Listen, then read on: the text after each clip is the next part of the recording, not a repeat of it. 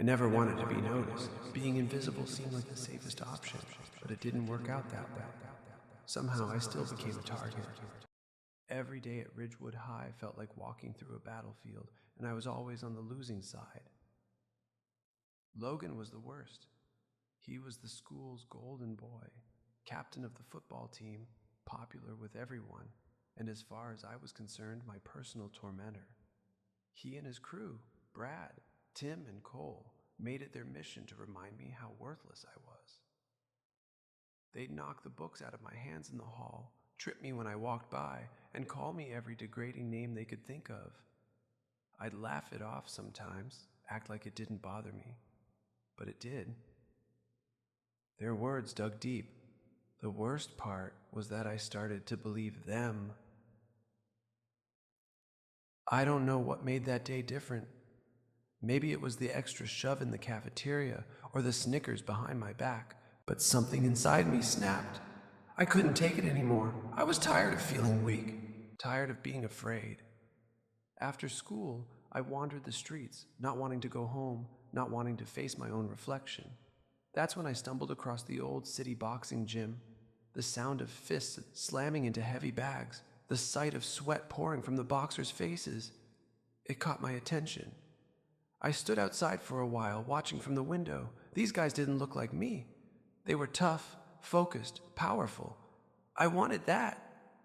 Before I knew it, I walked in. The place smelled like leather and sweat, and I felt so out of place. That's when Coach Murphy approached me. He was this old, grizzled guy, but there was something kind about his eyes. "What brings you here, kid?"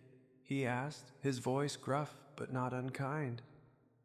"I want to learn how to fight." I blurted out before I could lose my nerve. Murphy raised an eyebrow, studying me like he was trying to figure out if I was serious. "Fighting's not just about throwing punches," he said. "It's about heart. It's about discipline. You got that in you?" I didn't know if I did, but I nodded anyway. And just like that, my life changed. I started training every day after school. At first, it was brutal. My body wasn't used to the work and everything hurt. I'd come home sore and exhausted, but I didn't stop. There was something about the gym, about the way I felt when I was there, that kept me going. Coach Murphy pushed me harder than anyone had ever pushed me, but I needed that. Slowly, I started to get stronger. My punches got sharper, my footwork faster. I was becoming someone new, someone who didn't back down, someone who didn't just take hits, someone who fought back. Months went by and the city boxing tournament was announced. Coach Murphy thought I was ready. I wasn't so sure, but deep down, I knew I couldn't turn back. This was my shot to prove to myself, more than anyone, that I wasn't weak. The lineup for the tournament was posted, and of course, Logan and his friends were all competing. The thought of facing them in the ring made my stomach twist, but it also lit a fire in me. This was my chance to stand up to them once and for all. My first fight was against Brad. When I stepped into the ring, I saw the look on his face. He didn't recognize me at first, not like this. I wasn't the kid he pushed around anymore. The bell rang, and Brad came at me hard, swinging wild punches. But I'd been training for this. I dodged, countered, and hit him square in the ribs.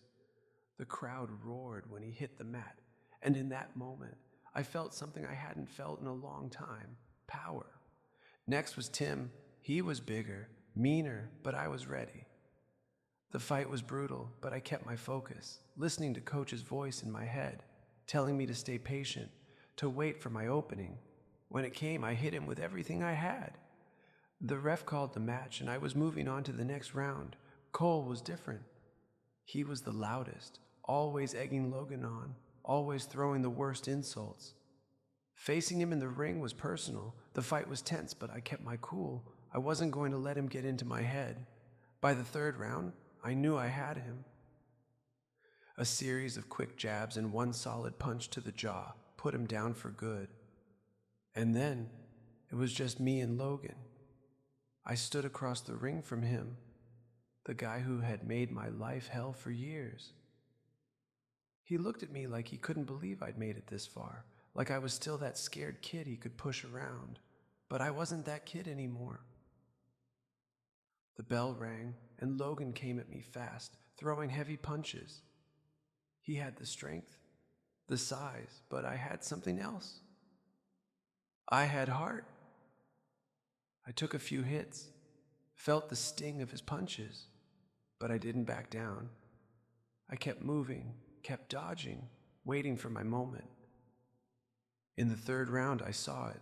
Logan dropped his guard for just a second, and I didn't hesitate. I threw an uppercut with everything I had, and it connected perfectly. Logan staggered back, stunned. I didn't stop. I followed up with a combination of punches, each one fueled by every insult, every shove, every moment of doubt he had ever made me feel. The ref counted him out. It was over. I had won. As I stood there, my hand raised in victory, I realized this wasn't just about beating Logan. It wasn't about revenge.